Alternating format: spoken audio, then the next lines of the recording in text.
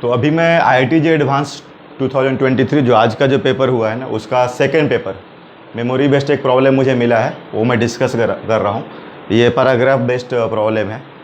जैसे कि ये देख रहा हो, ये सोर्स है, सोर्स ऑफ द साउंड है S1 और ये S2 है और ये इसकी स्पीड दी है 4√2 मीटर पर सेकेंड और ये डिटेक्टर है और साउंड का जो स्पीड दिया हुआ है 320 मीटर पर सेकेंड और ये आपका स्टेशनरी है S1 और ये S2 आपका मूव कर रहा है। ये दोनों की जो फ्रीक्वेंसी जो दिया हुआ है 656 हर्ट्ज दिया हुआ है। तो अभी एक तो पहले ये जो डिटेक्टर को ऑब्जर्व फ्रीक्वेंसी निकालना है, तो ये तो डायरेक्ट फार्मूला बेस्ड है आपका एफ डैश का formula V plus minus VO V plus minus VS into FO original frequency. ठीक है, ये जो है आपका एक्चुअल फ्रीक्वेंसी। तो ये तो साउंड का हो गया। तो साउंड का अपन कितना है 324 और ये ऑब्जर्वर तो रेस्ट में, डिटेक्टर रेस्ट में है, तो इसका तो 0 हो गया।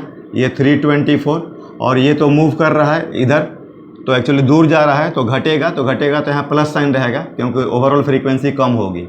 और ये ध्यान देना है कि ये जो हमारा जो ये VS है वो लाइन ज्वाइनिंग के अलॉन्ग होता है, मतलब ये कंपोनेंट लेना पड़ेगा। तो ये 45 है, तो ये 4√2, तो 4√2 इंटू यहाँ पर cos 45 डिग्री, cos 45 डिग्री 1/√2, तो ये तो अपन 4 हो गया, तो दैट इज़ 4।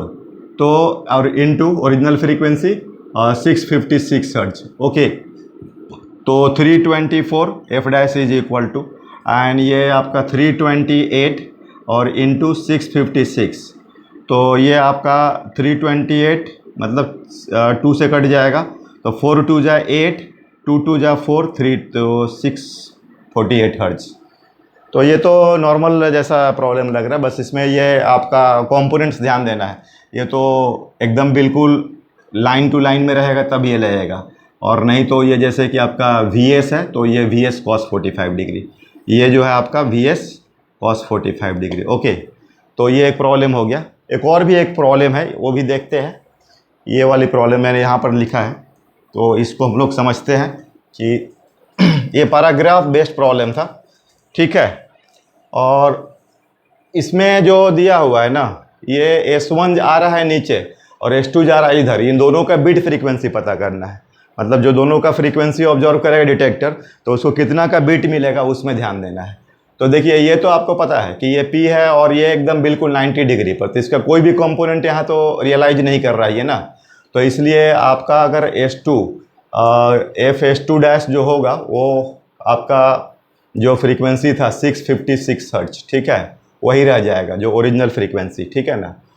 और इसके बाद S1 के लिए जो होगा आपका FS1 डैश, तो आपको V plus minus VO V plus minus VS into FO, right.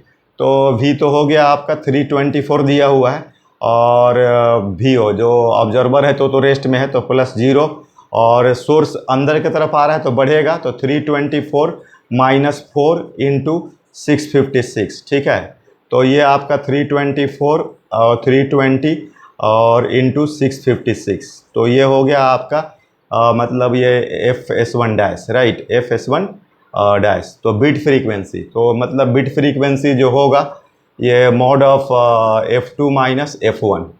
तो आपको इसमें 324 320 656 माइनस 656, तो 656 कॉमन हो गया, 324 320 माइनस 1। ठीक है, तो ये जो होगा 656 320 में से 24 से, तो 4 बाई आपका 320।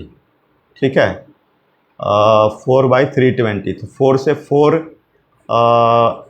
8 जा 32 0 80, तो 656 बाई 80, तो ये हो गया आपको 65.6 बाई 8। तो 8 से डिवाइड करो 650.6, 8 8 जा 64 64, तो 1.6, तो 0.2, तो 1.6, तो ये आ गया 8.2 हर्ट्ज। ठीक है, तो ये अपना प्रॉब्लम है। और भी अभी जो प्रॉब्लम्स मिल रहे हैं मेमोरी बेस्ड वो मैं डिस्कस करूँगा। तो ये डॉपलर इफेक्ट्स का प्रॉब्लम था। ठीक है, और अक्सर ये प्रॉब्लम्स आता है। Okay, thank you.